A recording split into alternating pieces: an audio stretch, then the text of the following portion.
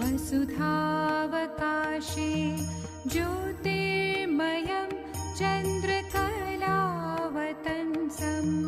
भक्तिप्रदानाय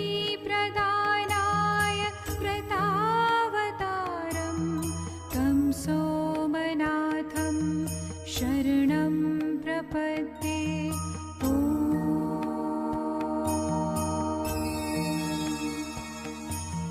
शिवं दयालुं कृपया विशालम्